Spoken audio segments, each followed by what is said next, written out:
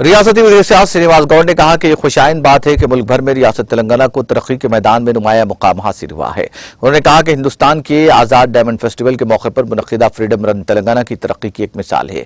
यह इंतहाई खुशाइन बात है कि नई रियासत तेलंगाना जो बहुत से बुजुर्गों की कुर्बानियों के नतीजे में तश्कील दी गई, वज़ीर आला KCR की क़यादत में तरक्की की राह पर गामज़न है।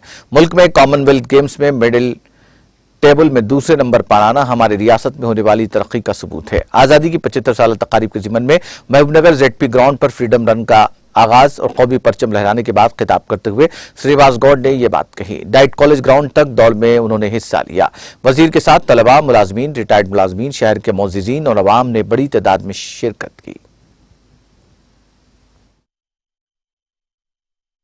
రాష్ట్ర అభివృద్ధిలో నా భాగస్వామ్యం ఏంటి, దేశ అభివృద్ధిలో నా భాగస్వామ్యం ఏంటి, ఈ అసమానతలు పోగొట్టడంలో నా పాత్ర ఏంటి అనేది ప్రతి ఒక్కరూ కూడా ఆత్మసాక్షిగా ప్రమాణం తీసుకొని ముందుకు నడిచినప్పుడే ఆ మహనీయుల త్యాగాలకు ఫలితం ఉంటుంది.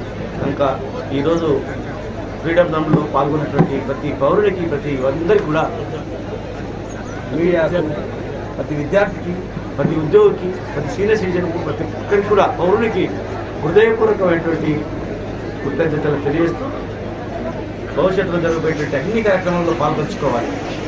స్వాతంత్రం వచ్చి 70 సంవత్సరాలు గతంలో అయినప్పుడు కూడా ఇదే మహబూబ్నగర్లో 14 రోజులకు ఒకసారి మంచినీళ్ళు ఉంది.